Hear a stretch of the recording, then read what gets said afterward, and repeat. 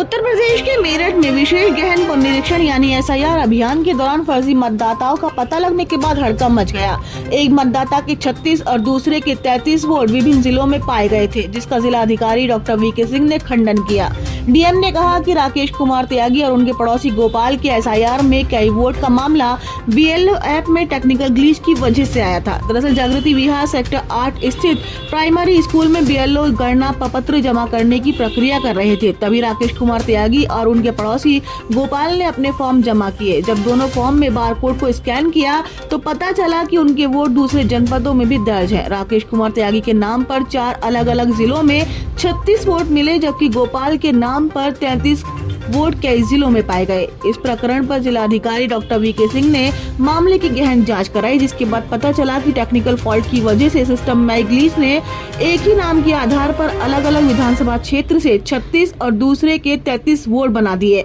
इस प्रकरण को डीएम ने पूरी तरह से खारिज कर दिया।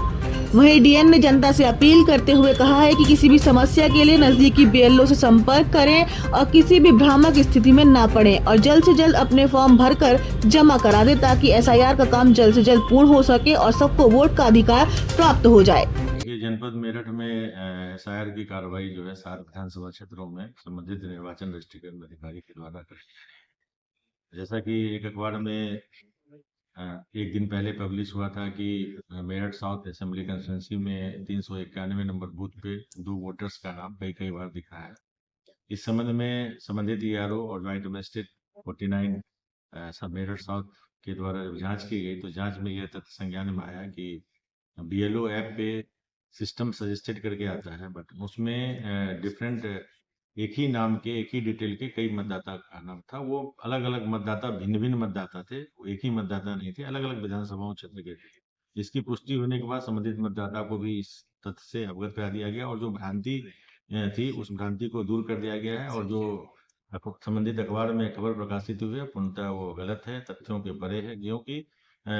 एक एक मतदाता का 33 या 36 बार नाम जांच के दौरान ये नहीं स्पष्ट हुआ। और मैं इस संबंध में मैं सभी मतदाता को ये अवगत कराना चाहता हूं कि किसी भी भ्रम को स्थिति में यदि उनको कोई कंफ्यूजन हो तो संबंधित ईआरओ से, बीएलओ से और जिला निर्वाचन कार्यालय और डिस्ट्रिक्ट कॉन्टैक्ट सेंटर से संपर्क करके अपनी स्थिति स्पष्ट करा लें। और एक और निवेदन आपके माध्यम से सभी मतदाताओं से मैं करना चाह रहा हूँ कि गणना प्रपत्र सबको दे दिए गए हैं, गणना प्रपत्र जो है जल्द से जल्द वापस करें और कोशिश करें कि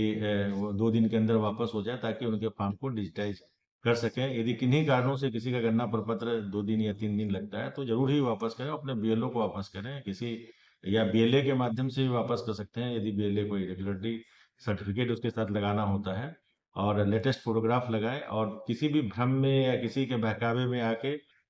ना रहें, ताकि आपका नाम स्पष्ट रूप से ड्राफ्ट रोल के पब्लिकेशन में रह सके। पुनः सभी मतदाताओं से मेरा आग्रह और विनती है, अनुरोध है कि जल्द से जल्द जो है फॉर्म को समुचित ढंग से भर के अपने लेटेस्ट फोटोग्राफ के साथ बीएलओ को जरूर वापस कर दें, ताकि समय रहते उनका फॉर्म को डिजिटाइज किया सके और ड्राफ्ट रोल में उनका नाम आ सके। देखिए किठौर विधानसभा में 10% जो है, अभी जनपद में लगभग 11% डिजिटाइजेशन का कार्य पूर्ण हो चुका है और किठौर में भी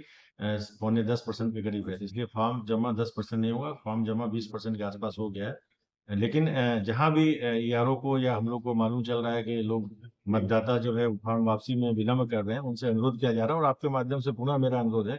और सभी जितने भी जनप्रतिनिधि हैं या जो सामाजिक लोग हैं या हमारे जो सरकारी अथॉरिटी है, उनसे अनुरोध किया जा रहा है कि लोगों में जन जागरण करें और उनको रिक्वेस्ट करें कि फॉर्म जल्दी से जल्दी वापस कर दें ताकि रजिस्ट्रेशन का काम पूर्ण हो और उनका मतदाता सूची में नाम आ जाए।